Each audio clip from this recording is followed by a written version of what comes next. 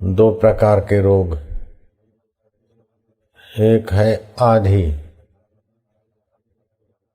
दूसरा है व्याधि। आधि मन का रोग है। शरीर तंदुरुस्त है लेकिन मन में द्वेष है, चिंता है, भय है, शोक है, वासनाएं हैं। तो भी तंदुरुस्त व्यक्ति भी दुखी है, भटकता रहता है।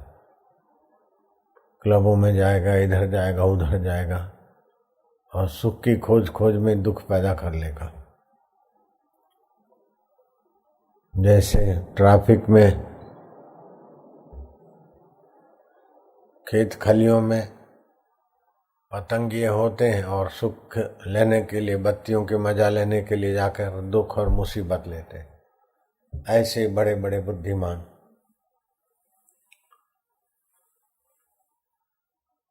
तू सेट हो जा, शादी करो, सेट हो जाओ। अरे मूर्ख, तेरा बाप सेट हो गया क्या? तेरा दादा सेट हो गया? लड़के को बोलते तू शादी कर ले, सेट हो जा, अपनी जिंदगी बना ले। लड़की को बोलेंगे शादी कर लो, सेट हो जाओ।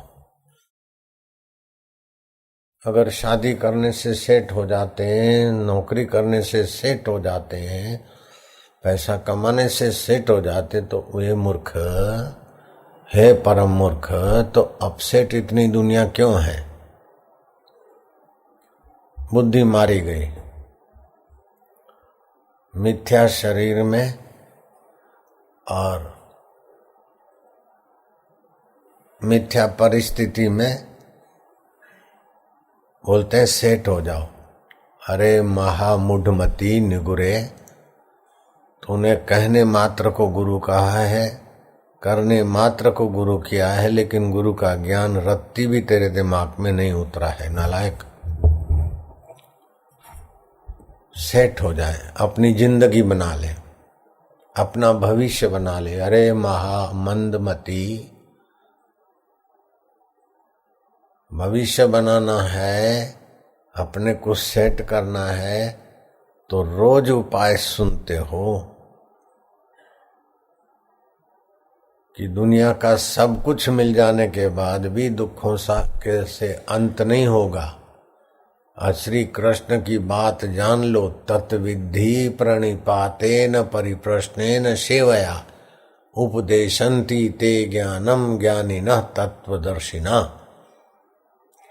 जाओ उन ज्ञानवान के चरणों में, कपट रहित, अहंकार रहित, चतुराई और बेईमानी रहित, विधिवत उन महापुरुषों की सेवा करके अपने उद्धार का उपाय पूछो और वे तुम्हें उपदेश करेंगे।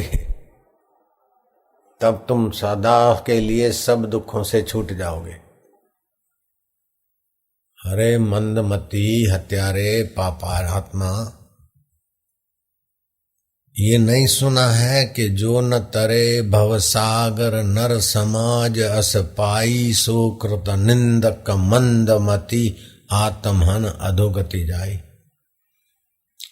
भवसागर से तरने का उपाय संतों की संगति, सत्शास्त्रों का आश्रय लेकर संसार से तरना नहीं सीखा तो हे अभागे, तू सेट कहाँ होने जा रहा है? अभागी, तू कहाँ सेट होने जा रही? कैसी मति मारी गई कलयुग में। मैं आज से 8-10 साल पहले हरिद्वार ऋषिकेश में गंगा किनारे एकदम जंगल में अकेले विचरण करते। कोई सेवक बेवक होता तो दूर रखता, तो वहां आकर एक साधु बैठा। साधु जरा ठीक ठाक दिखा, कौन कहाँ ऐसे करते करते उसने बताया कि मैं महेश योगी का गुरु भाई हूं और मेरे इतने इतने आश्रम हैं। और अच्छा प्रभावशाली साधु था। मैं क्या, फिर वो आश्रम छोड़कर यहाँ एकदम फक्कड़ होकर दिखाई दे रहे हैं। क्या बात है। बोले स्वामी जी, मेरे हिंदुस्तानी और यूरोपियन लड़कियां और लड़के बहुत सारे शिष्य हैं, मेरे योग सेंटर भी चलते हैं, तो महाराज हम तो लोगों को योग सिखाते हैं और वे हमको भोग सिखाते और हमको नरकों में ले जाने का रास्ता देते। आश्रमों में आते हैं तो हमारी बात अपने जीवन में नहीं उतारते और अपनी गंदगी हमारे आश्रम वालों के कानों में घुसेड़ देते। ऐसे गृहस्थी अभागे हैं।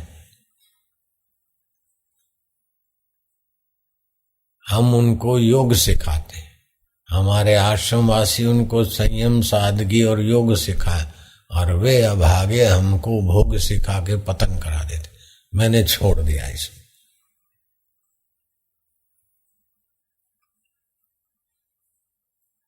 तो भोग में सेट होना ये परम दुर्भाग्य की बात है।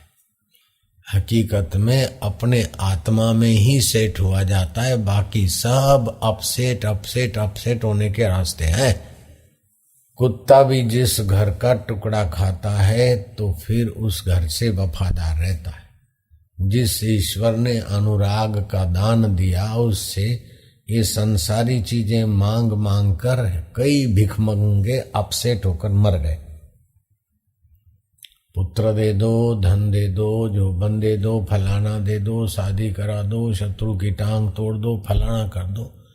सारी जिंदगी अभागे लोग सेट होने के लिए लग लग के मर जाते। आखिर मृत्यु भी उन्हें अपसेट करके नीच योनियों में ले जाता है। जीवन भर तो अपसेट रहते ही हैं। क्या ख्याल है? कोई चंचल नाव में बैठे और सोचे कि मैं स्थिर रहूं तो मूर्ख है। ऐसे ही कोई प्रकृति के शरीर में, प्रकृति की अवस्थाओं में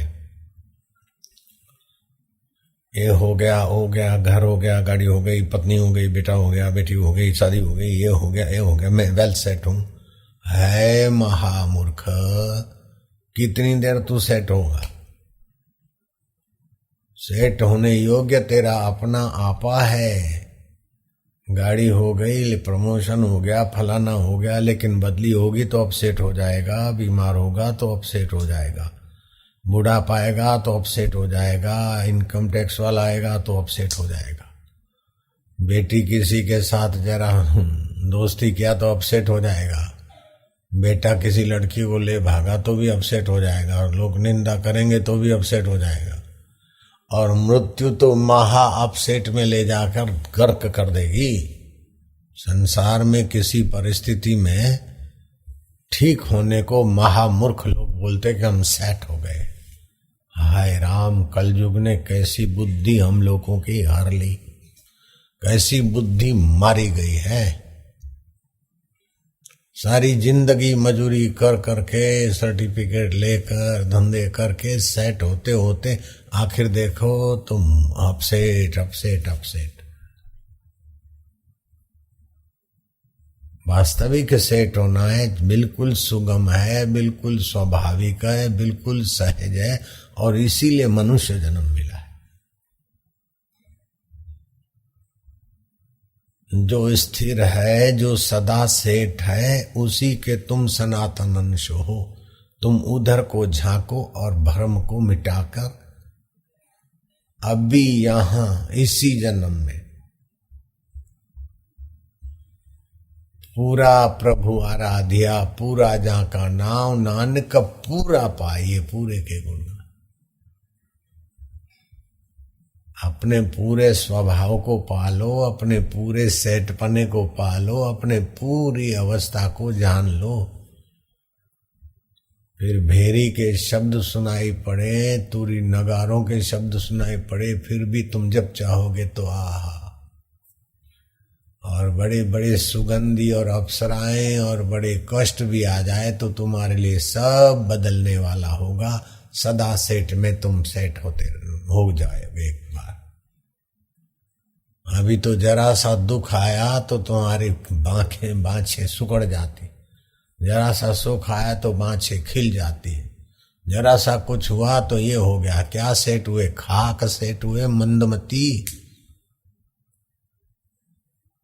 छोकराओं ने सेट कर लो, मैं सेट हो जाऊं, फलाना सेट हो जाए, नौकरी करें हम सेट हो जाए, हम अपना भविष्य बना लें। मुर्दे वाले शरीर के लिए ये करके तुम सेट हो के अब सेट की खाई में गिर रहे हो मंदमती। मन को समझाओ। भगवान राम के गुरुदेव कहते हैं कि वशिष्ठ जी महाराज,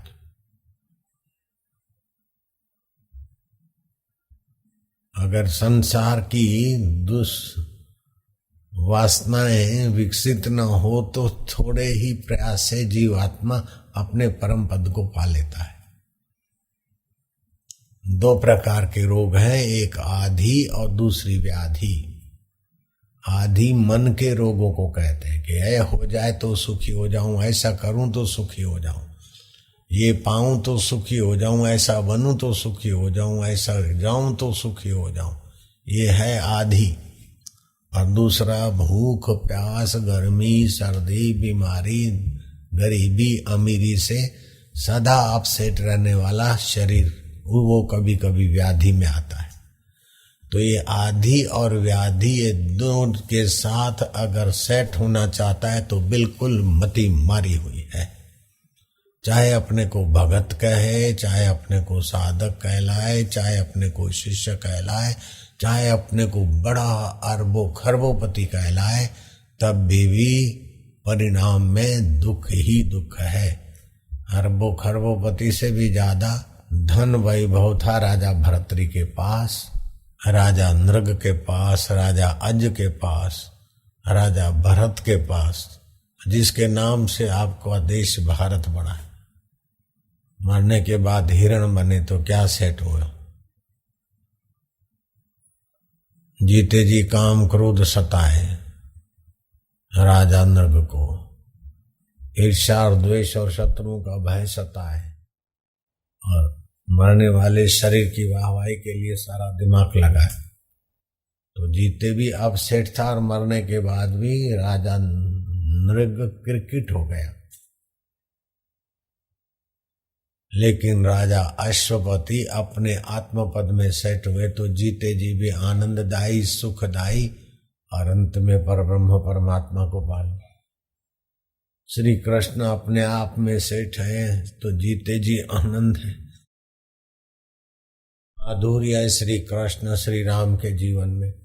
और श्री राम और कृष्ण जब कहीं निकलते तो लोग घरों से खेतों से इधर उधर से भाग भाग के उनके दर्शन करते थे और आनंदित होते थे, क्योंकि श्री राम श्री कृष्ण कबीर जी नानक जी और भी कई जो अपने आप में सेट होते, वो बिना साधन के भी तृप्त रहते और उनके दर्शन करने वाले भी तृप्त होने लगते। और कंस और रावण और हिटलर और सिकंदर जैसे जब निकलते हैं तो लोग घरों में घुस जाते होंगे। और ऐसे मूर्ख लोग अपने को सेट मानते तो कितनी मति मारी हुई है। हिटलर अपने को सेट मानता हो, सिकंदर अपने को सेट मानता हो, रावण और कंस अपने को सेट मानते हो, तो आप सेट किसको मानोगे? सभी अपसेट हैं। सेट तो होते अपने अचल तत्व को पाने वाले। और अचल तत्व क्या है? गैलीलियो ने आविष्कार किया था, विज्ञानी हो गया गैलीलियो। पृथ्वी सूर्य के इर्द गिर्द प्रदक्षिणा करती है, सूर्य स्थिर है, पृथ्वी घूमती है, इसीलिए पूर्व पश्चिम सुबह दोपहर शाम दिखता है। उस समय के बहुत सारे लोगों ने विरोध किया था और पोप ने भी विरोध किया था, और न्यायालय ने गैलीलियो को मजबूर किया कि तुम अपना वचन वापस ले लो। सूरज घूमता है, पृथ्वी खड़ी है, ये तुम घोषणा करो, नहीं तो तुमको मृत्यु दंड दिया जाएगा, खाल खिंचवाकर मौत के घाट उतारा जाएगा। बुद्धिमान गैलीलियो अपने आविष्कार को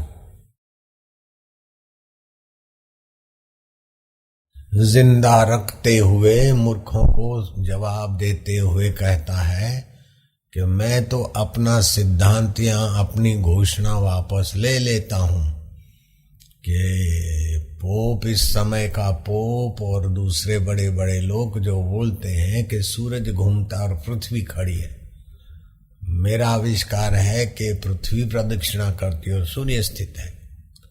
अब आप सब मुझे मजबूर करते तो मैं भी अपना सिद्धांत के खिलाफ बोल देता हूं कि सूरज घूमता है और पृथ्वी खड़ी है। फिर भी न्यायालय सुन ले, मेरे कहने से ये सिद्धांत मिटने वाला नहीं है। जो खड़ा है सो खड़ा है और जो घूमती वो घूमती रहेगी। शाबाश है गैलीलियो तुम्हारी बुद्धिमत्ता को। ऐसी प्रकृति, शरीर और परिस्थितियां जो घूमती है वो घूमती ही रहेगी। उसी में मूर्ख लोग सेट होकर अपसेट होने की महा बेवकूफी कर रहे, और जो सदा सेट है उसको जानने के तरफ पीठ किए हुए हैं। मंदासु मंद मतया मंद भाग्या उपद्रता। नारद जी ने ऐसे अज्ञानी मूढ़ों को गाली दी है। मंदमती, उपद्रवी, सारी जिंदगी उपद्रव अपने लिए दूसरों के लिए कर करके मर जाते। पोते हैरान था जाए, बीजा ने हैरान करे। कामी, क्रोधी, लोभी, मोही, अहंकारी, देह में मैं करने वाला खुद भी परेशान होता है, दूसरों को भी परेशान ही करता है। तुम एक ग्रास भी खाते हो तो किसी न किसी के मुंह से छीना झपटी किया गया है, चाहे जीव जंतु के मुंह से, चाहे पक्षियों के मुंह से, चाहे पशुओं के मुंह से, क्या किसी गरीब के मुंह से छीना झपटी करके तुम्हारे पास ये कौर आया है। जहरी दवाएं नाक डाल डाल के, जंतु नाशक दवाएं डाल डाल कर तुम्हारे लिए सब्जी आई, फल आए, अन्न आया, और न जाने कितने कितनों की बलि और कुर्बानी कर करा कर तुम्हारे पास ये चीजें आई और उसको खाया। उससे जो रस बना, उस रस को, रसदाता को पहचानने में लगाना था, खोजने में लगाना था। मूर्ख ने किसी की निंदा, किसी की प्रशंसा, किसी का आकर्षण, किसी का विकर्षण, और उसी में सेट होने में खत्म कर दी।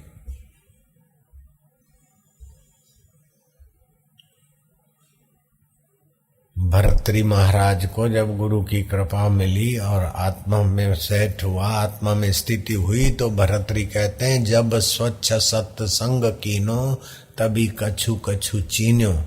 जब शुद्ध सत्संग किया तो तब कुछ कुछ जाना। लोग तो सत्संग भी सुनते, तालियां बजा के चल देते। अरे सत्य का संग सुनकर, सत्संग सुनकर सत्य के संग में थोड़ी विश्रांति पाओ, थोड़ा खोजो, सुना, फिर थोड़ा 10 गुना मनन करो, उससे 10 गुना नित्य अध्यासन करके उस परमात्मा में स्थिर हो, तभी सेट होता है।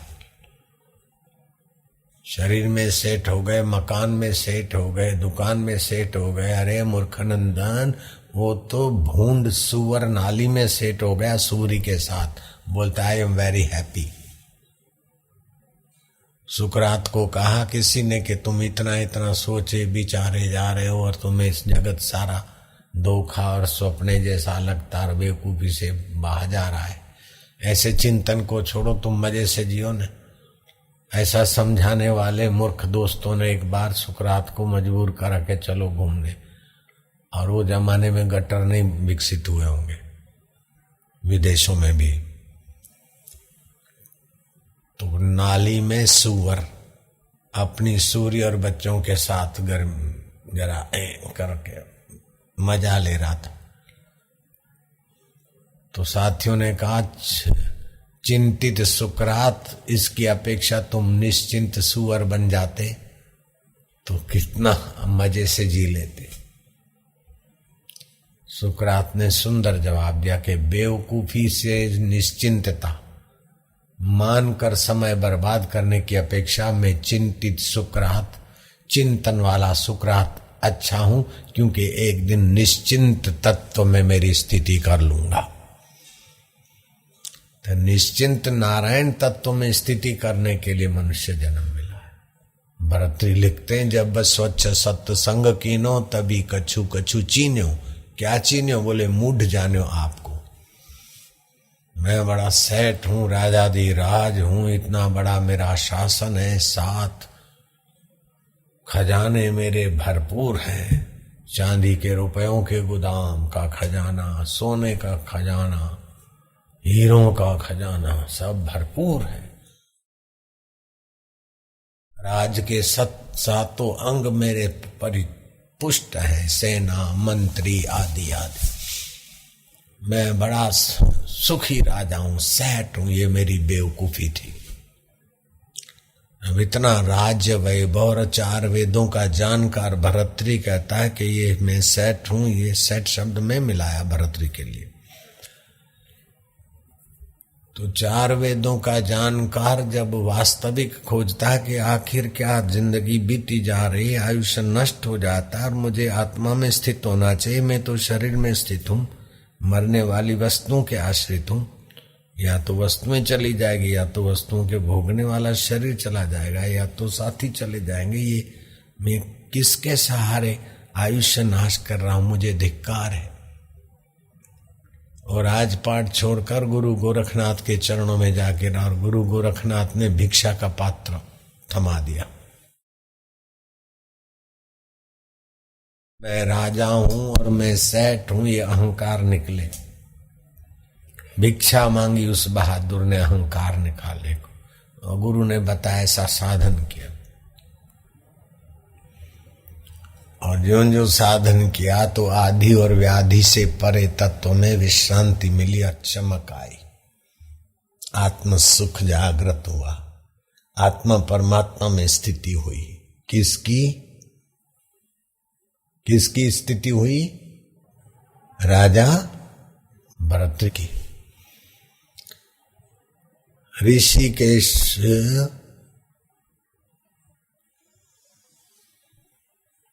में, ऋषिकेश इलाका जो तीर्थ का है उससे लगभग 8 किलोमीटर या 8 माइल दूर एक छोटा सा शिव जी का स्थान है। उधर लोग जाते हैं पैदल, हम भी जाके आए, घूम के आए। नीलकंठ महादेव। तो पहाड़ियों का रास्ता है, पगडंडियों से जाना पड़ता है। मैं भी देख के आया। तो उस इलाके में भरतरी भी फक्कड़शाही से खुले आकाश को देखकर परमात्मा तत्व में जो सेट हो गए थे, स्थिति हुई थी। तो उज्जैन के किसी ब्राह्मणों के टोले ने उनको, उसमें जो यात्रियों में थे उज्जैन के लोग, उसमें कोई ब्राह्मण था, उसने पहचान लिया कि ये बाबा जो दिख रहे हैं ये मानो न मानो राजा भरतरी है। तो उसने अपना दक्षिणा लेने वाली ब्राह्मण को आशीर्वाद की।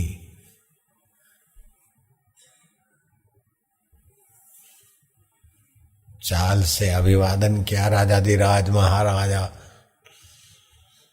गौ ब्राह्मण पतिवाल यशस्वी राजाधिराज फलाने फलाने भरतरी महाराज की जय हो। भरतरी ने पूछा कैसे हो? बोले महाराज कुशल है, बस हम यात्रा को निकले हैं, हो जाए ब्राह्मणों के लिए कुछ, ब्राह्मण को कुछ दान दक्षिणा दे दीजिए। होते ने मांगने की रुचि वाले ब्राह्मण। भरतरी ने देखा कि अब किसको क्या दें, चिट्ठी लिख दी मंत्रियों पर, इस ब्राह्मण को दक्षिणा देकर संतुष्ट किया जाए। मंत्रियों ने भरतरी की चिट्ठी देखी तो उस समय हरिद्वार या ऋषिकेश जाना इतना आसान नहीं था जितना आज का जमाना।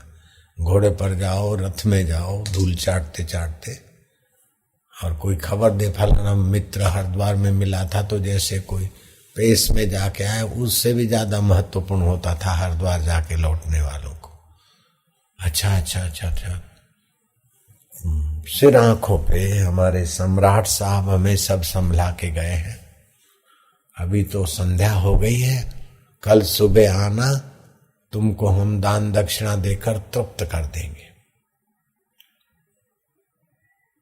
ब्राह्मण आए और 7 खजाने खोल के रख दिए कि किसी भी खजाने में से तुम जितना अपने 2 हाथ से उठा सको, या अपने कपड़े में उठा सको, या कोई गठरी बठरी बांधकर सिर पर उठाकर ले जा सको, जितनी भी दक्षिणा उतनी ले जा सकते हो। खजाना खोला तो बड़ा लंबा चौड़ा, बड़ी बड़ी दीवालों की कई परतों से और लोहे के दरवाजों से बना हुआ सरकारी कोष का खजाना दिखाया। ट्रेजरी आज के जमाने में कहे, चांदी के रुपयों की, फिर सोने की गिन्नियों की दिखाई, फिर हीरे दिखाए, पन्ने दिखाए, लाल दिखाए, जवाहर दिखाए। ब्राह्मण का दिमाग खुल गया कि ये एक बड़े लंबे चौड़े गोदाम में से मैं कितना उठा सकता हूं। 7 खजाने जिस राजा की हाजिरी में थे और संभालने वाले भी हाजिरी में थे, और राज्य के 7 अंग जिसके मजबूत थे, वो सब छोड़कर गुरु गोरखनाथ जी के चरणों में पहुंचे और जो उन्होंने पाया मुझे वो पाना चाहिए। मुझे धिक्कार है कि मैंने उनसे ये संसार की चीज मांगी।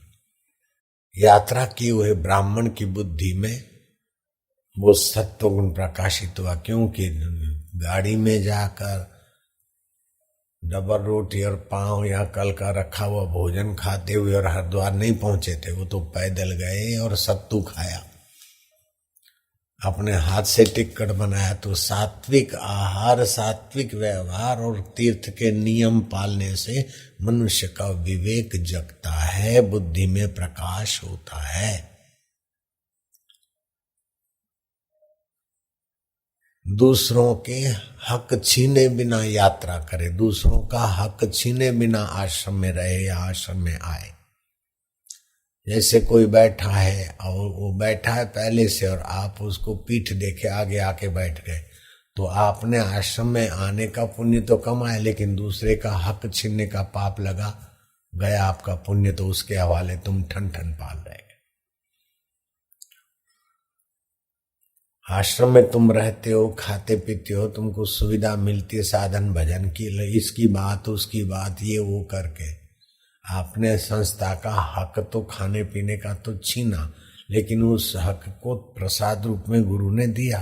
फिर तुम नाहक का बकवास करते हो या नाहक की खींचातानी करते हो या राग द्वेष करते हो या सेवा साधना से मुकराते हो, तो फिर उन्नति की गति कम हो जाएगी और हलकट विचार आएंगे कि मैं सेट हो जाऊं, पैसा कमा के सेट हो जाऊं, ये करके सेट हो जाऊं, फलाना करके सेट हो जाऊं, मति मारी जाएगी।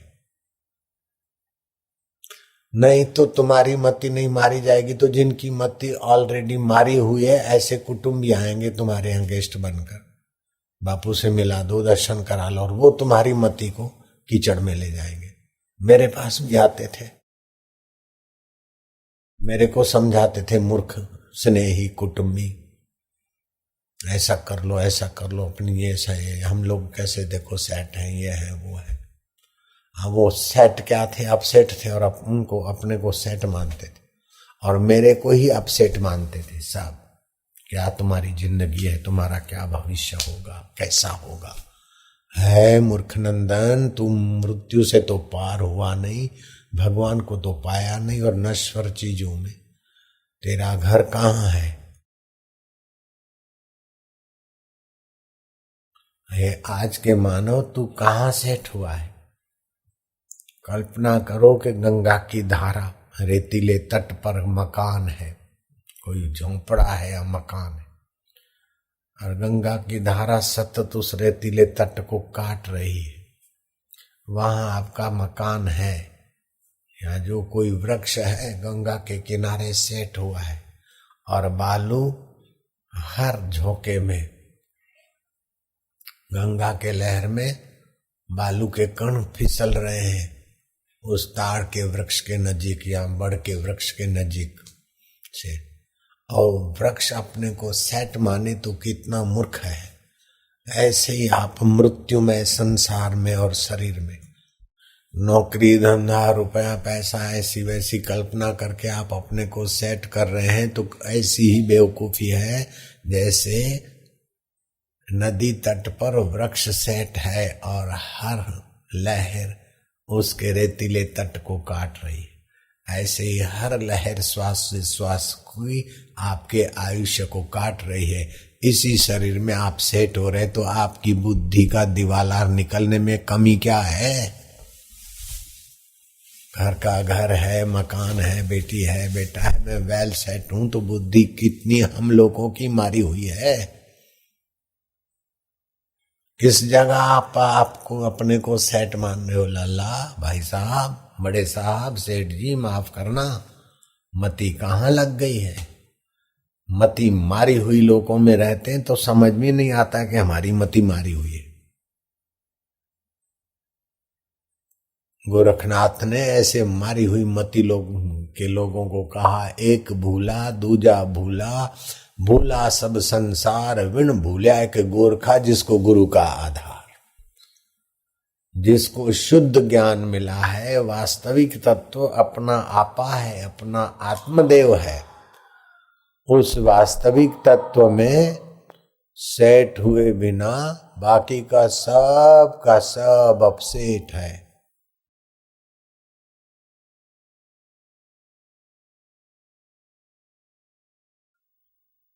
तुम कहां सेट होने जा रहे हो मूर्खनंदनी? कौशल्या राम राज्य और राम जैसे पुत्र को छोड़कर श्रृंगी ऋषि के आश्रम में अपने आत्मा परमात्मा में स्थिति करने को चली गई थी। हे मूर्खनंदनी, तू सेट होने को कहां जाती? लवर के साथ या किसी बेटा बेटी पैदा करके अथवा कोई नौकरी धंधा करके सेट होने जाती? तो महामती मारी गई तेरी।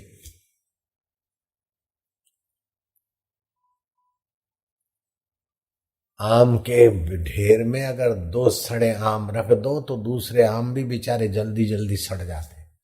ऐसे 2-4 किसी संस्था में हल्की मति के लोग घुसते हैं तो कच्ची मति वालों की भी मति बर्बाद करके रख देते हैं।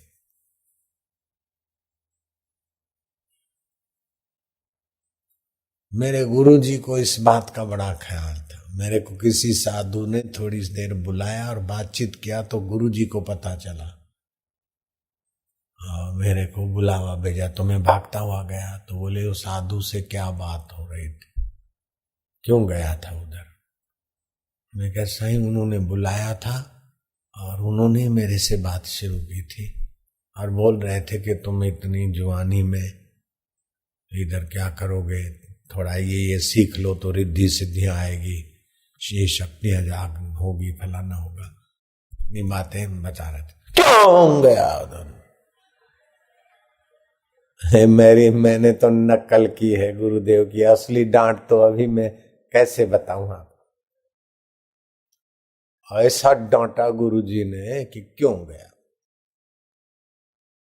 जब तक आत्मा परमात्मा का ठीक से साक्षात्कार नहीं हुआ तब तक जिसको साक्षात्कार नहीं हुआ उनकी बातें क्यों सुनते हो? सुनोगे तो मानोगे ना। उस समय तो लगा होगा कि कितने कड़क हैं लीलाशाह बाबू, लेकिन मैं कहूंगा कि कितने कोमल थे, कितने करुणा वरुणा के भंडार थे। अगर वो डांट नहीं मिलती तो मैं न जाने कौन से मूर्ख के साथ आ जाता कि चलो अपन भी थोड़ा अब घर जाएं, भाई रो रहा है, पत्नी रो रही है, फलाना रो रहे, अपन भी थोड़ा उनको सेट करके फिर आते हैं। माँ दुखी है। अब माँ तो दुखी नहीं थी, माँ की बेवकूफी माँ को दुख कर रही थी। मेरा बेटा, अब उसकी बेवकूफी में हम जाकर मिल जाते, भाई की बेवकूफी में, पत्नी की बेवकूफी में वो रो रही थी सब। अभी माता जी होके पूजी जाती तो तैयार हो गई, बाकी तो वो भी चाहती थी कि आ जाएं तो कल क्यों हो। वो थोड़ी बोलती थी कि बस वहीं चले बैठे रहें बापू के पास, गुरुजी के पास। वो तो अभी बापूजी हुए तो माता जी होने को तैयार है। नेता जब जीतता ना, नेता जब कुर्सी जीत लेता है तो सभी उसके कुटुंबी नजीक के हो जाते हैं, और हार जाता है तो सभी बोलते हैं कि हम तो इसको बोलते थे राजकारण में पड़ो ही मत। क्या ख्याल है? ये भी ऐसा है, लेकिन संसार में हार और जीत होती है, लाभ और हानि होती है, सफलता विफलता होती है। ईश्वर के रास्ते पर विफलता तो होती ही नहीं है। इसीलिए संसार के लिए कहा है लाभ हो अलाभ हो जया जय हो। ईश्वर प्राप्ति के रास्ते में कुछ नहीं है, अलाभ तो है ही है नहीं।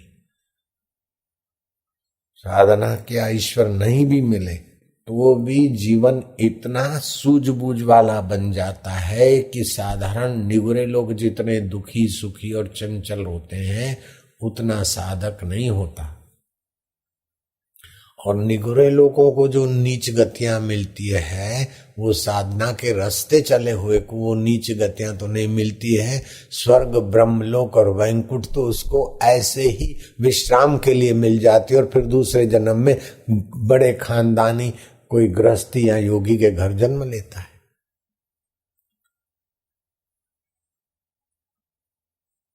पूर्वाभ्यासेन तैनेव यते हेव शोपिसा जिज्ञासु योग शब्द ब्रह्म तेवर अथवा योगी नामेव कुले भवति धीमताम एतदि दुर्लभंतरम लोके जन्म यदि दृश्यम। या तो धीमताम बुद्धिमान के घर जन्म लेगा। जैसे बुद्ध के पास सुविधाएं भी थी लेकिन पहले की साधना नष्ट नहीं की मृत्यु ने, और सब कुछ होते हुए भी चल पड़े, थोड़ी साधना की और बोध को प्राप्त हो गए। परीक्षित ने थोड़ा सा 7 दिन का सत्संग किया और साक्षात्कार को प्राप्त हो गए। तो मृत्यु तो ऐहिक सेट अपसेट कर देता है, लेकिन जो सत्संग है और साधना है वो मन बुद्धि तक नहीं स्व तक जाती है। इसलिए स्व शाश्वत है, शरीर और मन बुद्धि तो परिवर्तित है। अष्टावक्र ने अगले जन्म की साधना की, मां के गर्भ में 8वां महीने का था और वहां ज्ञान उभर आया और पिता को कहते आप वेद की ऋचाएं तो बोलते हैं, वेद की व्याख्याएं तो करते हैं, लेकिन वेद की व्याख्या का अर्थ करने की सत्ता जहां से आती उसमें तो आप स्थित नहीं होते और ऋचा ऐसे उच्चारण किया जाता है। 1-2 बार जब टोका गर्भस्थ शिशु ने तो कुहुल ब्राह्मण चिढ़ गए और श्राप दिया। अभी तो मां के पेट से बाहर नहीं आ और बाप की गलतियां बताता है। 8 महीने का आठड़िया, जा तेरे शरीर में 8 खोड़ खापड़ हो, मार दिया चीटा। पिताश्री आपका श्राप शिरोधार्य, लेकिन आपका श्राप लगे मैं वो नहीं हूं, श्राप लगेगा इस शरीर को और ये शरीर तो पैदा होगा दिखेगा विलय हो जाएगा। मैं तो इस शरीर के पहले भी था, अभी भी हूं, बाहर आऊंगा फिर दिखूंगा, शरीर छूट जाएगा फिर भी मैं अछूट आत्मा में स्थित हूं। इसलिए आपका श्राप मुझ तक नहीं पहुंचता है पिताश्री। ये है सेट होने की महिमा। कैसी संस्कृति में तुम्हारा जन्म हुआ है और तुम कहां सेट होने के लिए भटक रहे हो। हलकट लोगों के संग में साधिकाएं नौकरानियां बन जाती, साधक नौकर बने जाते। अरे तुम साधक हो, ऑफिस में काम करते हो या ये करते हो, पति हो पत्नी हो आपस में, लेकिन अपने को किसी का नौकर या अपने को किसी सर्विस करने वाले की नौकरानी बनाना या मानना ये बिल्कुल नासमझी है। आप अपने को शाश्वत तत्व का अमृत पुत्र मानो और वहां सेट हो जाओ। तो एक है आधि, दूसरी है व्याधि। ये दोनों इस शरीर में मैं मानने वाले को पकड़े रहती और कहीं भी सेट हो तो सेट होने का भ्रम होता है। वे अभागे सेट के बहाने अपसेट ही रहते। ये सत्संग दिमाग खोल दे अगर अच्छी तरह से समझ में आए तो। कबीर जी ऐसे लोगों को नालत बरसाते हुए कृपा करते हैं। श्री कृष्ण ऐसे लोगों को 108 नालतें देते। जो संसार में सेट होने को लगे हैं ऐसे लोगों को 108 गालियां दी कृष्ण ने। और कबीर जी भी ऐसे लोगों को नालत बरसाते। और नारद जी भी ऐसे लोगों को मंदमती कहते हैं, मंदासु मंदमतया, मंदमती वाले हैं। भाग्य भी मंद है और उपद्रवी, खाम खा उपद्रव मचा रहे। कितना उपद्रव है विश्व में, ये सब अपसेट में सेट, जो अपसेट करे उसमें सेट होने वालों का ही उपद्रव है।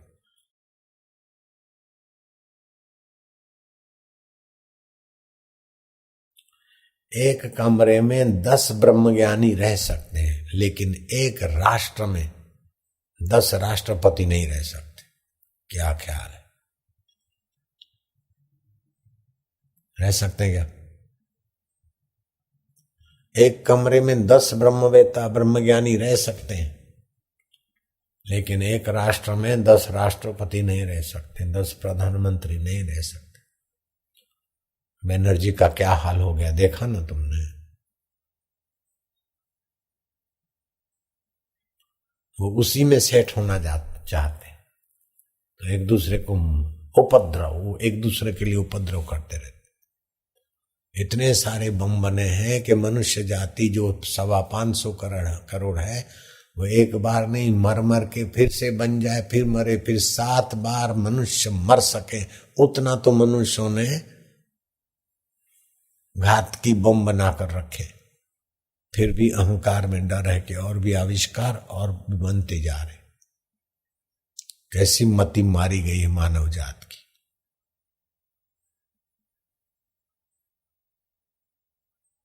लेकिन ऐसी सच्ची बात कोई समझदार सुन लेगा तो सुन लेगा, ना समझ तो इस बात से ही अपसेट हो जाएगा, क्योंकि बैठा ही बेचारा अपसेट की जगह पर है। फिर उस ब्राह्मण का क्या हुआ? गए भर्तृहरि के पास, 7 खजानों में से हीरे भी नहीं उठाए, नहीं तो एक तगारा भर के हीरे उठाते तो 10-5 करोड़ आज के जमाने के तो हो जाते, उस जमाने के 10-20 लाख तो माने जाते। नहीं लिया। जितना भी कोई कपड़े में हीरे भर के निकलते तो कितना होता, लेकिन ब्राह्मण की बुद्धि थी कि हीरे तो एक गोदाम में से उठाऊंगा, एक राजा के खजाने में से, लेकिन वो तो फिर भी पड़े रह गए ढेर। 7 खजाने थे, वो छोड़ के गए तो कोई महत्वपूर्ण चीज तो होगी, क्योंकि बुद्धिमान राजा थे। ऐसे बुद्धिमान कौशल्या जी थी, राम राज्य को छोड़ दिया, राम जी का सानिध्य छोड़ दिया और श्रृंगी ऋषि के आश्रम में गई। कौशल्या, कैकेयी, सुमित्रा। ब्रह्मज्ञानी गुरु का सत्संग मिल जाता है, कुपात्रों को इसीलिए कदर नहीं करते, और सुपात्र को मिले तो उसका महत्व नहीं भूलते। कुपात्र को सत्संग मिलता है तो कदर नहीं करता, और सुपात्र को सत्संग मिलता है तो महत्व नहीं भूलता है। अब हृदय पर हाथ रखो कि आप कदर करते हैं, आप कुपात्र हैं कि सुपात्र हैं। खोजो, पात्र को सत्संग मिलेगा तो वह कदर किए बिना रह नहीं सकता, और कुपात्र को सत्संग मिलेगा तो कदर नहीं करेगा, और अपसेट होने वाले में सेट होने के लिए क्या क्या करता रहेगा। और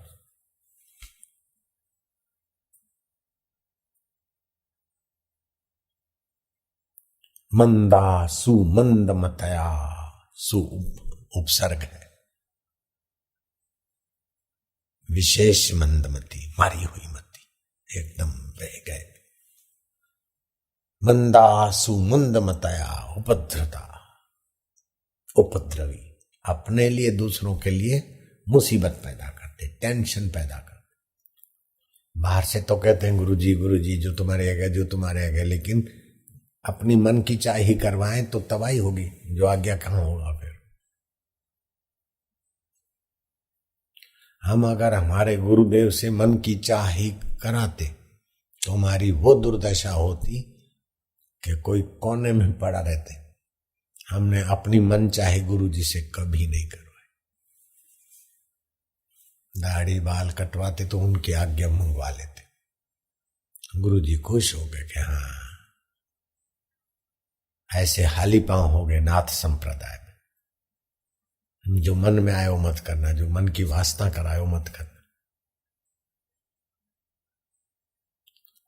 आपका इच्छा विचार या आपका नजरिया वासना मूलक है कि धर्म मूलक है? मनमाना मूलक आपका उद्देश्य है कि गुरु के सिद्धांत के अनुरूप आपका उद्देश्य बन रहा है? वो जरा देखो तो पता चल जाएगा कि आपका भविष्य अपसेट होने वाला है कि सेट होने वाला है। मनमाना आपने उद्देश्य बनाया तो निश्चित आपका अपसेट ही है भविष्य, इसमें कोई रोक नहीं लगा सकता। ब्रह्मा जी भी इसको अन्यथा नहीं कर सकते। मनमाना उद्देश्य किया तो आपका भविष्य अंधकारमय है, इसमें ब्रह्मा जी भी रोक नहीं लगा सकते।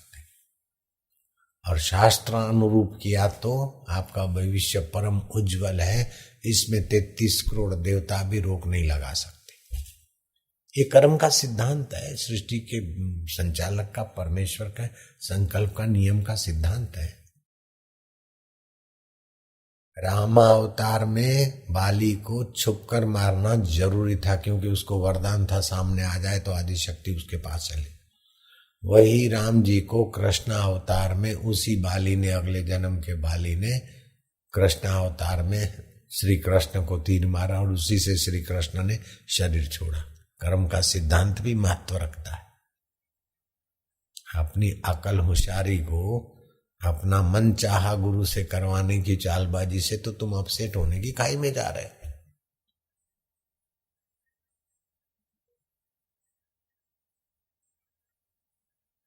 ऐसा करेंगे, ऐसा करेंगे, ऐसा करेंगे। तो ऋषियों के आश्रम में, गुरुओं के आश्रम में जो लोग रहते थे उसमें वे ही लोग पार हो जाते जो मन चाही नहीं शास्त्र के अनुरूप करते थे। और जो मन चाहे करते थे वो पढ़ लिख के फिर संसार में जाते थे और कमा खाते थे। साधारण लोगों से तो ठीक थे, लेकिन पूर्णता तो उन्हीं लोगों को मिलती गुरुकुलों में भी जो पूर्ण तत्व के लिए सजाग रहते थे। भरतरी ने उस ब्राह्मण को चिट्ठी वापस लाए, क्यों नहीं मिला क्या? बोले महाराज आपकी कृपा से खूब दे रहे थे, लेकिन आपके दर्शन और गंगा माई का स्नान और मेरा गुरु का दिया हुआ साधन भजन से बुद्धि में प्रकाश हुआ कि इतना होने के बाद भी आप छोड़ के आए।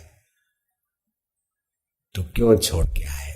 और वो छोड़ के आए तो इससे ऊंची चीज पाने को आए होंगे। वो जो पाए आप, वो जो चीज पाने को आए उसी में से मेरे को भिक्षा मिली। भरतरी खुश हो गए। ये कथा मैंने कई बार कही है, कैसेट में सुन लेना। और उस ब्राह्मण को वहां सेट कर दिया जहां भगवान शिव जी सेट है, जहां भगवान नारायण विराजते विश्राम कर, जहां श्री रामचंद्र जी सेट थे, राजा जनक सेट थे, राजा भरतरी को गोरखनाथ जी की कृपा से वहां सेट हो गए। और गोरखनाथ जी, राजा भरतरी गोरखनाथ की कृपा से सेट हो गए और भरतरी की कृपा से ब्राह्मण सेट हुआ। फिर कितने लोग वास्तविक स्वभाव में स्थित हुए होंगे वो मेरे पास संख्या नहीं है, लेकिन कईयों को भरतरी की कृपा प्रसादी मिली होगी। और जिन्होंने जितना आदर किया होगा उस महापुरुष की वाणी का, महापुरुष के दर्शन का, सत्संग का, वचन का, उद्देश्य का, संकेत का, उतने वो ऊंचात्मा हुए होंगे। और जिन्होंने सुन सुनाकर अनादर किया हुआ होगा वे उतने ही दुर्मति दुर्गति को गए होंगे। भगवान राम के गुरुदेव कहते हैं कि हे राम जी, मैं बाजार से निकलता हूं तो मेरे लिए मूर्ख लोग क्या क्या बोलते हैं। राम राज्य का जमाना, मेरे लिए क्या क्या निंदा करते हैं, क्या क्या बोलते हैं मूर्ख लोग। मेरा दयालु स्वभाव है, मैं तुमको हाथ जोड़कर प्रार्थना करता हूं। वशिष्ठ जी महाराज की करुणा को हम प्रणाम करते। लोग क्या कहते हैं उधर ध्यान न दीजिए, संतों के दोष न देखिए, न सुनिए। संतों में एक भी गुण है तो उनका लीजिए और अपनी बुद्धि को परमात्मा में स्थित कीजिए। कबीर जी के लिए लोग क्या क्या बकते थे और कितने ही लोग भाग गए। यश था तो कितनी भीड़ थी, बाद में कितनी हट गए। फिर भी सलूका मलूका बने रहे तो कबीर जी ने कहा तुम चले जाओ। बोले नहीं प्रभु, वैश्या सच कहती या झूठ कहती वो हम सोचते ही नहीं। वैश्या कहती है कि आपके बिस्तर पर थी, शराबी कहता है शराब बेचने वाला कि आपने वो लिया, लेकिन आप शराब पीते कि नहीं पीते, वैसा सच कहती कि झूठ कहती, वो हमारे को सोचने का अधिकार ही नहीं है। आपके दर्शन से, आपके वचन से हमारी उन्नति हो रही है, हमारा मंगल हो रहा है, इसलिए वो कोई कुछ भी कह दे हम आपकी शरण नहीं छोड़ेंगे।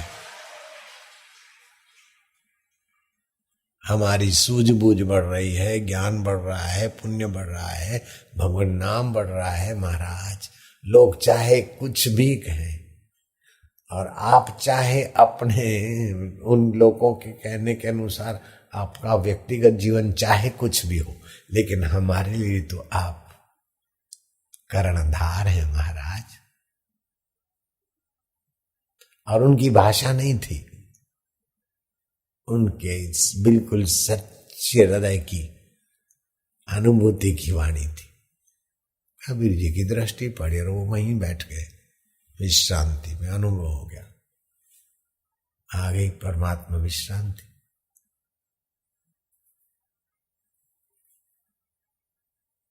तोतापुरी गुरु जी से दीक्षा वीक्षा लेके रामकृष्ण उनका आदर करते थे। लोग बोलते थे तुम्हारे आगे तो माता जी प्रकट हो जाती थी, तुम ऐसे महान ठाकुर, और ये बाबा लंगोटी धारी के चक्कर में कहाँ आए, और ये फलानी तेली के घर तो रात को रहे थे, और ये तो फलानी बाई के इनके भक्तानी फलानी, ये वो कुछ का कुछ बके। रामकृष्ण ने कहा मेरा गुरु कलाल खाने जाए फिर भी मेरे लिए मेरा गुरु नंद राय ले। तब रामकृष्ण सेट हुए स्वभाव में ठीक से।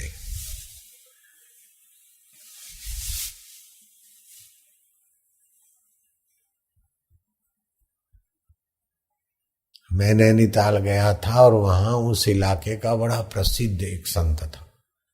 गुरुजी आज आएंगे कल आएंगे इंतजार करते करते गुरुजी के आश्रम से नजीक में वो था जो प्रसिद्ध महाराज था, उसका आश्रम।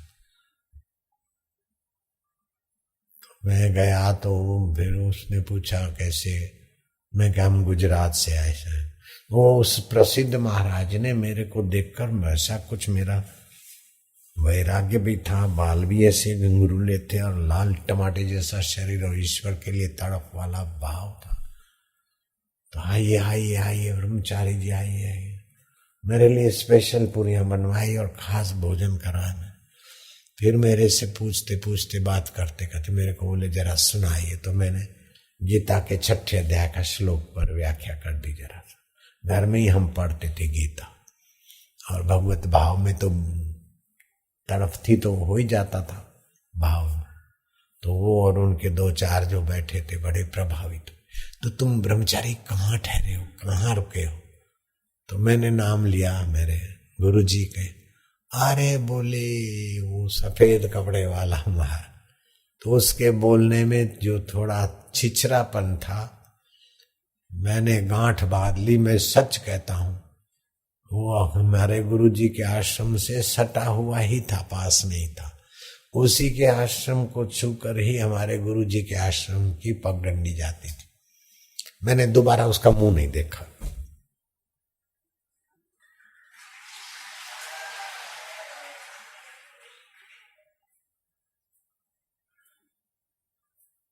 हमारे गुरुजी के, हमने हृदय से जिनको गुरुजी माना है या हमने सिर झुकाया है, उनके लिए घिसी पिटी कोई बात उसने तो नहीं कही, लेकिन उनके चेहरे पर घिसी पिटी रेखा देखी। अच्छा वो सफेद कपड़े, ऐसा नहीं उसका हृदय खिला। अच्छा लीलाशाह महाराज जी के यहाँ नहीं, अरे वो जैसे कोई पड़ोसी को देखकर कॉम्पिटिटर नहीं जलते हैं, वैसी भाषा थी। हमारे गुरुजी तो किसी से कॉम्पिटिटर या कंपटीशन में नहीं मानते थे, अपनी चाल से जीते थे और अपने ढंग से जीते थे। फिर भी कोई देखकर उनसे ईर्ष्या करे तो क्या, हम उस ईर्ष्यालु का मुंह दोबारा कैसे देखूंगा।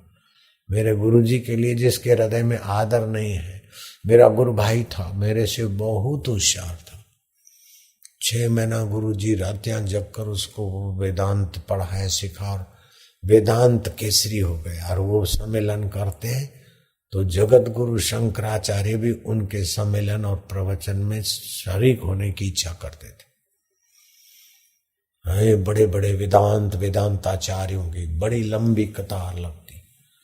हाँ, वेदांत सम्मेलन होता अजमेर में, आज उधर ये उधर 30वां सम्मेलन, 31वां सम्मेलन। एक बार निरंजन देव तीर्थ जोशीमठ के शंकराचार्य आमंत्रण देने गए। उन्होंने बोला भाई हमारे पास समय नहीं, हम कहाँ राजस्थान और कहाँ, हम नहीं आएंगे। लेकिन वहां मनोहर दास है, वो वेदांत का सत्संग बहुत बढ़िया करते, उधर कभी आएंगे तब तुम्हारे यहाँ आएंगे। बोले महाराज वही मैं हूं आपका सेवक, हमारे यहीं सम्मेलन होता है, मेरा नाम मनोहर दास है। तुम ही हो भाई, तुम्हारा तो वेदांत में बड़ा कमांड, हम आएंगे। तो कितनी ऊंची उनकी विद्वता थी। निरंजन देव तीर्थ अभी 10-15 साल पहले, उनका शरीर 20 साल पहले शांत हुआ, मैंने उनको देखा था। लेकिन मेरे गुरुजी के प्रति वो थोड़ी उनकी वाहवाही हुई तो शंका समाधान हुआ। तो किसी ने कहा कि साईं जी तो ऐसा बोलते हैं और स्वामी जी आपने तो ये उपनिषद की गीता की ऐसी ये अर्थघटन किया। तो मेरे गुरु भाई ने कहा कि साईं जी ने अभ्यास नहीं किया है शास्त्रों का, संस्कृत का, मैंने जरा अभ्यास किया है ना, इसलिए इसका अर्थ यही है।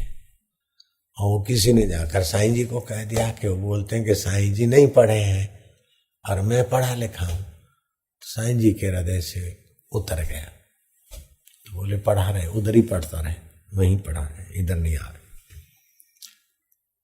वो निस्तेज होते होते ऐसी उसकी दयनीय दशा हो गई कि आश्रम बना और आया तो अब क्या करें, रोटी का टुकड़ा जैसे डाल दिया किसी को, हमने उसकी व्यवस्था करवा दी।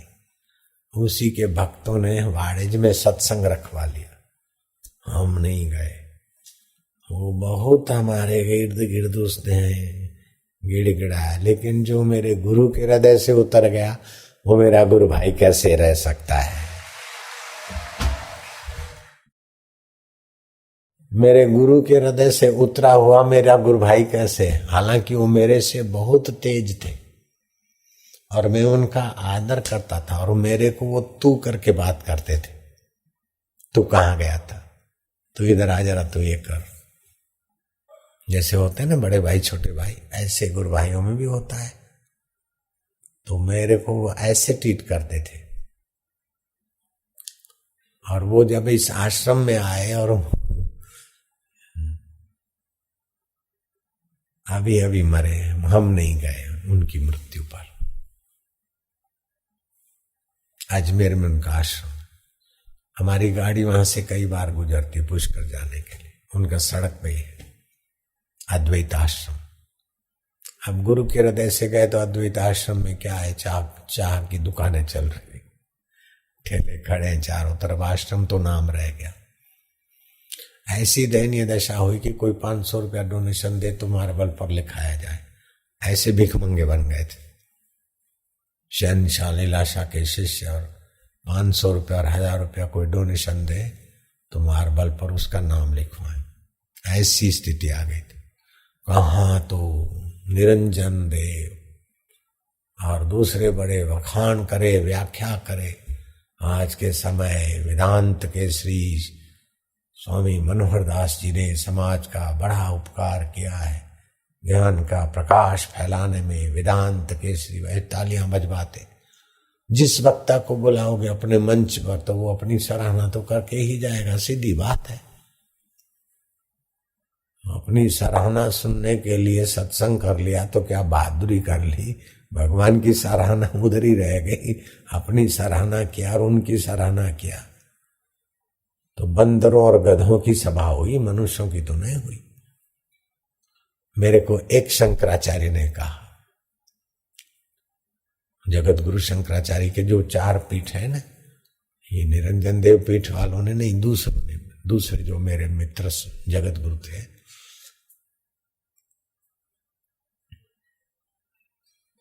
द्वारिका वाले, तो बोले आजकल तो कैसे लोग भाषण करते हो, कैसा सम्मेलन करते। उनका केरल का शरीर था लगभग ऐसा। बोले अहो रूपम अहो ध्वनि। उन्होंने हंसते हुए मुझे कहानी बताई कि बंदरों ने कहा कि कलयुग में संगठन के बिना कोई सुनता नहीं, अपन संगठन करें। तो बंदर पेड़ पर संगठित हो गए विचार विमर्श करने को, और गधों ने कहा अपने को भी संगठित होना चाहिए। तो पेड़ के नीचे वे भी इकट्ठे हो गए। तो पेड़ के ऊपर बंदरों की सभा चली और पेड़ के नीचे वैशाखी नंदनों की। हाँ, वहां पवन नंदन, यहां वैशाखी नंदन। इतने में किसी गधे ने रैंक दिया तो दूसरे गधे रैंके। तो बंदरों ने कहा क्या आवाज है, क्या आवाज है, अहो ध्वनि अहो ध्वनि अहो ध्वनि अहो ध्वनि, क्या तुम्हारी बढ़िया ध्वनि है, क्या तुम बढ़िया गर्जना है, क्या कुछ बढ़िया बोले। तो गधों ने देखा कि हमारी सराहना करें तो हमें भी उनकी सराहना करें। तो गधों ने बोला अहो रूपम अहो रूपम अहो रूपम, क्या आपका रूप है। काले मुंह के बंदरों के रूप की वर्णन महिमा गाई गधों ने, और हैको करने वालों की महिमा कर दी बंदरों ने। आजकल धर्म सभाओं में भी और नेताओं की सभाओं में भी उसने ताली मारी, नेताओं ने मित्रों और साथियों कर दिया, उन्होंने प्रजा का बखान कर दिया और प्रजा ने नेता के लिए ताली मार दी। कोई सोचता ही नहीं आगे पीछे का, महाराज ऐसा ही चल रहा है। मेरे को उनकी ये बात बहुत गहरी लगी, अच्छी, अभी तक याद है, तभी तो बोलता हूं अहो रूपम अहो ध्वनि। तो ये विद्वत समाज में जहां ऐसी सभाएं होती, बोले कैसा सत्संग था, बोले अहो रूपम अहो ध्वनि। तो कैसा संत सम्मेलन किया, बोले अहो रूपम अहो ध्वनि। सन्नारियों सन्मित्रों, भाइयों बहनों धर्मात्माओं। अरे महाराज बढ़िया है, महाराज के तुम बढ़िया हो यार। ईश्वर की महिमा, ईश्वर की खोज और ईश्वर में विश्रांति पाने के लिए किसी मजहब में, किसी पंथ में या किसी वाड़े में फंसे रहने की, सेट होने की जरूरत नहीं है। वो मजहब, वो पंथ, वो वाड़े कुछ हिस्से तक सहायक हैं, बाद में तो आपको अपने परमात्मा में सेट होने के लिए परमात्मा को अपना, अपने को परमात्मा मानकर मैं कौन हूं और परमात्मा क्या है और जगत क्या है, ये बुद्धि वृत्ति खोलनी पड़ेगी। दुख क्या है, सुख क्या है, ताली मत मारो, अहो रूपम मत कहो। ताली मारना अहो रूपम है और मैं आपका बखान करूं अहो ध्वनि हो जाएगा। हाँ, अहो रूपम मत करो ताली बजाकर, मुझे अहो ध्वनि करना ही नहीं है। आप तो ध्वनि करोगे ना, मैं बोल दूंगा वाह वाह अहो ध्वनि, आप बोलोगे अहो रूपम, मुखारविंद से बोलते हो, मारो ताली अहो रूपम। यह जरूरत नहीं पड़ती है, ये नेताओं के लिए रख लो तालियां। अहो रूपम अहो ध्वनि के सभा के लिए है, मेरे सत्संग के लिए इनकी जरूरत नहीं पड़ती। लेकिन तुम्हारी पुरानी आदत है इसलिए हम सह लेते हैं और थोड़ा होने देते कभी कभार, लेकिन इस समय नहीं, ये मौका नहीं है। ये मौका तो सूक्ष्म तत्व को समझने के लिए। नारायण नारायण। नरसिंह मेहता हो गए गुजरात में, बड़े उच्च कोटि के। जहां लगी आत्म तत्व चीन्यो नहीं, ત્યાં लगी साधना सर्व झूठी। जब तक तुमने अपने आत्म परमात्मा तत्व को नहीं जाना, अपने मैं को, तब तक तुम्हारी सारी मेहनत मजूरी झूठी है। झूठ कोई देगी, झूठी चीजें देगी, झूठी पदवी देगी और झूठे शरीर कोई पोषेगी और अंत में तुमको दुखों में ले जाएगी। मैंने कई बार कहा, मोरारजी भाई देसाई ने शिकागो गणेश टेम्पल में कहा था, मेरा भी वहां प्रवचन था। उस समय मोरारजी नहीं थे, लेकिन मेरे को ये बात पता चला कि मैं रमण महर्षि के चरणों में बैठता था। उस समय जो मुझे शांति मिली, वो मुझे प्रधानमंत्री पद में भी वो सुख या शांति का अनुभव नहीं हुआ।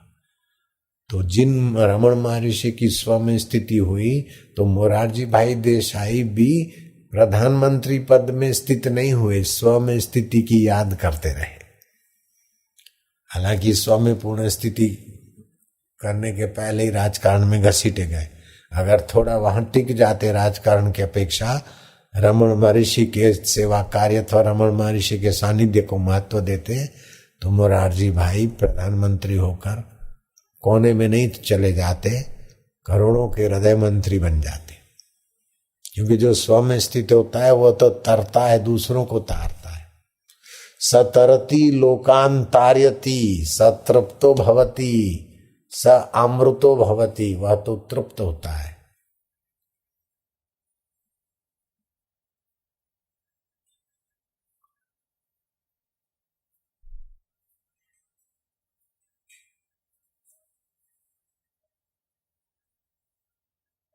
और कितना निर्भीक जीवन। मोरारजी भाई देसाई प्रधानमंत्री,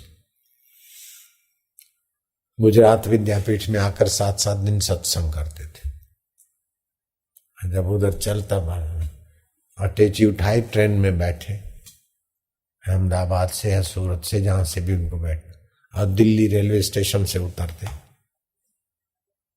कहाँ कमांडो और कहाँ पब्लिक को धकेलने वाली पुलिस और सायरन ने, कुछ नहीं। अटैची उठाकर जैसे आम आदमी जाते, ऐसे मोरारजी भाई देसाई जाते। नाणा मंत्री थे तब भी और प्रधानमंत्री थे तब भी। जो पुराने लोग हैं उनके फोटो अथवा अखबार से, मीडिया से जाना होगा। मुझे पता ही नहीं था कि ये प्रधानमंत्री है। यहां बाढ़ आई थी अहमदाबाद में, तब वो मोरारजी भाई 10-5 कार्यकर्ताओं के साथ घूम रहे थे। वासना के नजीक कोई कॉलोनी डूब गई थी, तो माई ने सुना दिया कि नेता लोगों को वोट लेने होते तब तो भटकते हैं, और हम डूब रहे हैं तो कोई मुआ इधर आता ही नहीं। मोरारजी भाई सुनते जा रहे थे। ऐसा नहीं था, कोई कमांडो नहीं था, कोई मौत का भय नहीं। इस जमाने में भी जॉर्ज फर्नांडिस ऐसे ही बहादुरी से चलते। मेरे सत्संग में भी आके बैठ जाएंगे, जहाज में भी मिलेंगे तो ऐसे बात। जॉर्ज फर्नांडिस रक्षा मंत्री बने थे, अभी भी हैं हयात। लाल बहादुर शास्त्री।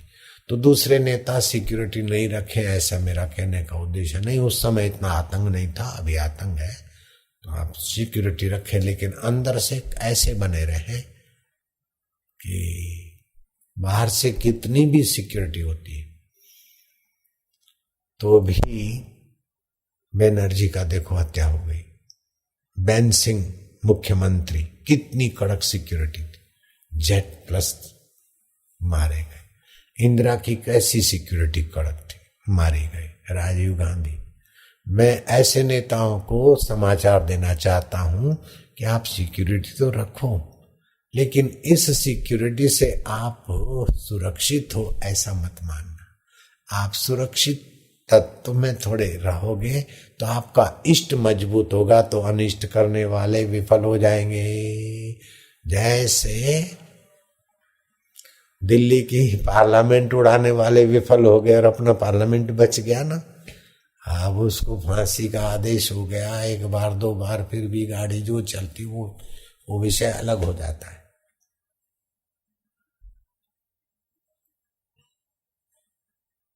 आपका इष्ट मजबूत रखिए और जितना जितना आप इष्ट में सेट होंगे उतना उतना बाहर की सिक्योरिटी कम ज्यादा भी होगी तभी भी चल जाएगा। अगर आप इष्ट में सेट नहीं है तो बाहर से कितने भी सेट हो, कब अपसेट कर दिया बैनर्जी को उसको पता ही नहीं। अब करने वाले कब अपसेट हो जाए कोई पता नहीं, और दूसरे भी कब दिन में कई बार अपसेट होते बेचारे। कितने ही वेल सेट अपने को मानते, मैं बिल्कुल दावे से कह सकता हूं, जो अपने को बोलते वेल सेट हूं, हृदय पर हाथ रख के दिन में कितनी बार अपसेट होते हो। दूर मत जाओ। अपने जीवन में जो अपने को सेट मानते हैं कि हम सेट हैं, सर्विस है, हम वेल सेट हैं, कितनी बार अपसेट हो जाते हो। अरे एक बार सेट हो जाओ तो मृत्यु का बाप भी आपको अपसेट न कर सके। आप ऐसे अमृत पुत्र हो मूर्खनंदन, कहां सेट होने को भटक रहे हो।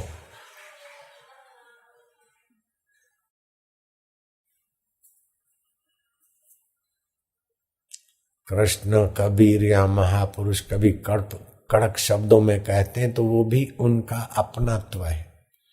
हमारा हित और हमारी महानता हम में कितनी छुपी है वो जानते और हम नहीं जानते। इसीलिए माँ कहती ना, वो बच्चा जब अपने मैले को चिपकने जाता है या अग्नि के तरफ जाता है तो माँ भी कड़क तीखे शब्दों में बोलती है। तो माँ कोई द्वेष से नहीं बोल रही है, माँ की ये कृपा बोल रही है। ऐसे ही संत या भगवान या तुलसीदास जी कभी कभी चाबुक वाली भाषा बोलते हैं। ऐसे ही यहां गुजरात में हो गए अखा भगत। अखा भगत के चाब के नाम की किताब है, अखा भगत के बैत। धार्मिक लोगों को बैत मारे अखा भगत ने। क्यों मारे? धार्मिक लोगों के दुश्मन थे? नहीं, परम हितैषी थे, कपट रहित सबका मंगल करने वाले, और एकदम तेजी से मंगल चाहने वाले अखा भगत रहे होंगे। मैंने उनको देखा नहीं, उनके साहित्य से पता चलता है। उनके साहित्य की एक कड़ी में तुमको सुना दूं। अखा भगत बोलते हैं, सजीवाए निर्जीवाने घड़्यो। हे मनुष्य, तू चेतन है, सजीव है, मरने के बाद भी रहने वाला, तू अमर है। तुझ सजीव ने निर्जीव पत्थर में से देवता बनाया,